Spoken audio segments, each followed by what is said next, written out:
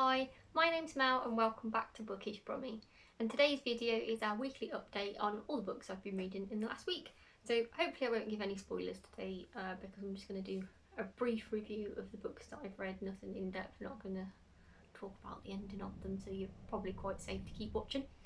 So at the end of last week I had started reading The Long War by Terry Pratchett and Stephen Baxter, and I've got about 50% of the way through, so I have finished that off. So this is the second book in like the Long Earth series. I think there's about 5 books in that series, and I had read The Long Earth the week before, and I'd actually picked that up as a part of the reading challenge I'm doing, where it said to pick up a book that I had started and not finished, and I'd actually started that book while I'd been poorly, and that's why I hadn't finished it and I'd sort of forgotten about it. So I came back to it and I really enjoyed it. So on my reading challenge I also had to pick up a book that had been on my to be read pile for more than a year, and because I'd bought the whole series and that's been left for about 8 years unread, now I've read the first one, I thought I would move on to the second one so that I could get that point on my reading list, which was read a book on the list that's been there for more than a year. So The Long War is obviously a continuation after The Long Earth, and the general premise of The Long Earth is that human beings find out that they can basically step with a potato gadget, and when they step, they'll step into a different version of Earth. So in the Long Earth, if we imagine, you've got the main Earth that we live on now, which is known as Datum Earth in the book, and essentially you can sidestep to a version of it that is not quite the same as the one that you're in now. And if you step again, then you can get into a slightly different version, and this goes on and on and on and on. And they work out that there's like millions, if not billions, of these versions of Earth. And actually going back, you can almost see evolution in progress as you go along them. So for example, in many of the Earths, there'll be animals that are dominant, that are not dominant on our Earth, or that don't exist currently, but had evolution gone a bit differently, say there'd been no dinosaur extinction on our Earth, in the other version of Earth where that extinction or event didn't happen, then another group has been able to prosper. So it's quite interesting, and there's even in some places like a gap where there should be a universe, but there's been like a massive event where an asteroid has come and like actually knocked the Earth out. So there's like bits in what's called this long Earth, which is all these Earths lined up one after the other, and you might actually have a gap because that Earth might not exist. So it's a really interesting premise, and essentially in the first book we had followed a main character called Joshua Valente and a few others, and they were all exploring these different versions of Earth, and you started to get some sort of questions going on about like, okay, so I mean, this is set from an American-centric point of view, so mainly Americans like stepping out and, you know, pioneering to make colonies in these new versions of Earth.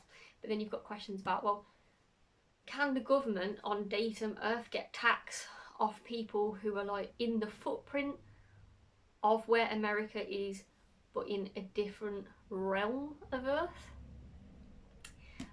You know, and then you've got the idea of like brain drain, because you've got people who've decided just to up and leave Datum Earth and go and try to settle on these other planets, you know, and people are going in big groups, so they're taking big skilled groups, so they're taking like dentists, doctors, plumbers, historians, like, you know, metalists, anybody who's going to be useful in starting a new civilization. Like, these groups of people are all going together, so they're taking all these skills off the main Earth and going off into all these different versions of Earth. So the first book was very much set in the scene, and then at the end of that book an event happened which you could sort of think, oh, I can see how that's going to lead to a war. So this book then continues on. So we're in the same setting, we're in the same world, where we've got like the long Earth essentially, which is all these different versions of Earth. But the war that you think it's going to be is not the war actually that you thought was going to be started after the event in the first book. What war refers to, I think, in this book is man's war, I think, amongst themselves about who owns what and who owns who. And so on these long Earths there's trolls, and they sort of come up obviously in the first book, but in the second book it becomes really apparent how important trolls are to the ecosystem, not just in one version of Earth but across the whole long Earth. So whilst they're not on Datum Earth, they do walk around the rest of the long Earth, and you know, you could argue that the rest of the long Earth is in a bit of a better condition than Datum Earth, and part of that is because of the trolls and their influence. But the trolls don't sort of try to take ownership of anything, they just sort of wander around and walk into human settlements and, you know, try to help out and everything.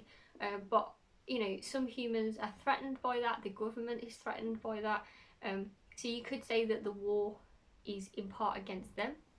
So we're following Joshua Valente again, who's the main character from the first book, so he's obviously having some kind of adventure in this book as well, to do with this question about the trolls. But we also follow a couple of other characters, and one of those is Captain Maggie Cuffman, and she is running this like airship going between Earths, like worlds in the long Earth, on behalf of the Datum government, and her job is essentially to go and find all these colonists in these other worlds and sort of remind them that, you know, they owe their taxes and everything to Datum Earth government. Don't forget that, because they're a bit worried that there's like rebel groups popping up who essentially are trying to separate or gain independence from the Datum government. So she sort of is involved in a mission doing that, but then she also gets involved in this question about trolls. So obviously comes into contact with Joshua Valente. And that's really what this book is about. So when we say it's like a long war, we're not really saying that it's a long war as in it goes on for years and years and years. It's because it's across the long Earth, and the topics that they are discussing in this book, like that the characters are trying to navigate through, are like prevalent across every single version of these Earths. So I think that's why it's called the Long War. So I actually really enjoyed this again. Like this one, it's really easy to read. It's two really good writers who've written this, because it's Terry Pratchett and Stephen Baxter. So it is in the sci-fi genre, but it's obviously got some fantasy elements to it, hence with trolls. And I still think it's got a bit of that Terry Pratchett comedic value to it as well. So I wouldn't say it's as funny as the Discworld, because it's still a little bit serious. But it's just in the way that it's written, it's quite easy reading, and it's very well edited, and it just flows. So like this one is about 100 pages bigger than the first book, but you don't really notice because it's such a nice read and it's easy to read. So I think that the next book in the series is called The Long Mars. So yeah, I'm really excited to be able to pick that one up. I don't think I'm going to be able to pick it up this month because I've got some other stuff that I need to read for this reading challenge. But I've made a good start on this series now with the first two books. I would give this the same score that I gave The Long Earth, and I gave The Long Earth 4.25, so I'd also give this one a 4.25 as well. So after I finished with that one, I then actually started reading two books in parallel to each other, which I don't normally do. Normally I just read one book at a time, and I do have a book of Edgar Allan Poe stories that I kind of have going on in the background that I occasionally dip into, but these were like two books that I've sort of ran in parallel. So the first one was, I picked up another Isaac Asimov book, which is Magic: The Final Fantasy Collection. Now, for any of you who've been around for the last couple of weeks, I'd picked up my first Isaac Asimov book a couple of weeks ago, and I picked up Nightfall and Other Stories, and it was such a surprise to me how much I liked that book. I was absolutely raving about it, gave it a 5-star, absolutely loved it. So to be honest, I couldn't wait to read some more of his stuff. Now this book is a little bit different, I would say, compared to Nightfall. So Nightfall is a collection of 23 short stories, and it's just fiction stories, like, you know, and I really enjoyed them. This book is set into 3 sections. So the first section is short stories, but I would say the majority of them, like 70–80% of them, are around a character called George and his alien, I don't want to call it a friend, but like accomplice called Azazel. And essentially it seems that George can call on Azazel and bring him to Earth and get him to perform, I want to say like magic, but can arrange things, let's say. So say if he's got a friend who is like poorly all the time and he wants him to be well all the time, Azazel can sort of work it in some way so that that happens. However, the consequences of him interfering in people's lives with Azazel is never as straightforward as he thinks it's going to be at the start. So all of these stories kind of start out with a character who we don't really know, and they're having lunch with George. And George doesn't seem like a very likeable person. He never has any money, he doesn't have a job, and he's always bumming around having lunch off other people. And then he's really self-important, and you know, the story always starts with, I was having lunch with George, then George sort of mentions something and then uses that as an excuse to tell you about a story of somebody's life who he's interfered with Azazel, basically. Now, I gotta be honest, like, I wasn't overly keen on these stories because I just don't like the George character, and I didn't really understand Azazel. I didn't find it to be as good as quality as the stories that had been in Nightfall, but I did read in the end of the book afterwards that those stories were a separate line that he was kind of writing occasionally for the Odd magazine, and I think that he had wanted to try and collect them all together one day in a book.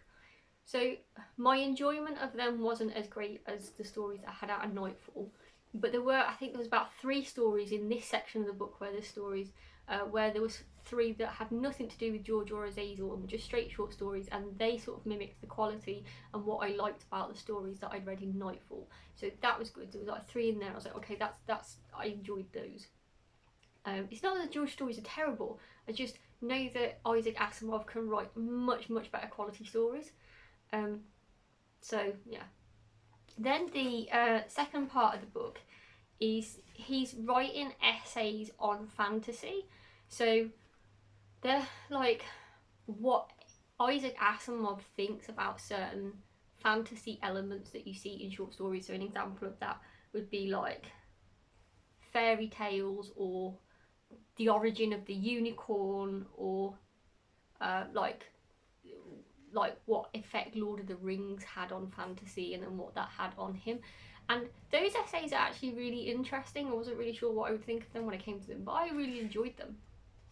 And then the third part of the book is called Beyond Fantasy. So this is more essays that Isaac Asimov has written with regards to how he feels about writing, what he feels about writing fantasy. There's some stuff, like more political stuff, and stuff to do with race relations that he writes in essays at the end of here, which are also quite interesting. So I think like what I can take from this is Isaac Asimov is obviously was a really intelligent man, and he has lots of knowledge about lots of different subjects other than just science, because obviously he was a scientist as well. So he seems to be involved in many things, and he has opinions on many things, which obviously you get to actually read some of these. So this book is like, the third part of it is short stories like fiction, and then the other 2/3 of it are essays that he's written about things, about, you know, fictional things like fantasy and stuff, but also about real things like in the world that was happening. A lot of these were written like the early 90s for those essays, I think, so it's around about the time that he's writing that. So I think overall I'm going to give this a 3.75. I didn't really know what it was when I was getting into it. I just assumed it was like Nightfall and was like a book full of short stories, and it wasn't, so it wasn't quite what I was looking for. However, I don't regret reading those essays by Isaac Asimov. They were quite interesting, but I'm glad that I was reading this over a couple of days with another book, because otherwise it would have been quite hard going, I think, reading essay after essay back to back, you know. But worth a try. And if you're interested in Isaac Asimov as an author and a person, and you sort of want to know what he thinks about the writing industry and science fiction as an industry, you know, and I think that you may actually really enjoy this. So the next book, that the one that I was reading alongside this, was called The People in the Trees by Hanya Yanagihara. Now, I accidentally started reading this. I did not mean to start reading this, because neither this one nor this one crosses off any of the points in my reading challenge, and I had like 8 to be getting on with this month, so I didn't really have time to pick up that many books that weren't going to cross off a point on my reading challenge. But I was just really keen to get into Asimov, hence why I made an allowance for that. This one, as I said, did not mean to read this one, but I had bought it in a set of 3 with Yanagihara's books. So there was A Little Life and Two Paradise and this one. And the reason that I bought them is because people keep going on about how good A Little Life is, and I haven't read that yet. But there was a bundle offer on those 3 books where essentially you got one of these books for free if you bought all 3 together. So I read the premise to Paradise. I thought that looks interesting as well. But with this one, I'd never heard of this one. And I was shelving my books and I was trying to understand which genre this was to know where do I put it on the bookshelf. And like the internet came back with quite a few. I was like, okay, I don't really know. So I sort of left it out on the table. So I opened it to read the prologue, and the prologue literally just sucked me in. I couldn't put it down, and I thought, well, do you know what, I've started now, I'm just going to continue. And it was a really interesting book to read. I've decided that I think it's literary fiction, so that's where I'm going to shelve it on, I think. This is Yanagihara's debut book that was written in 2013, and I'm not going to go on about this too much.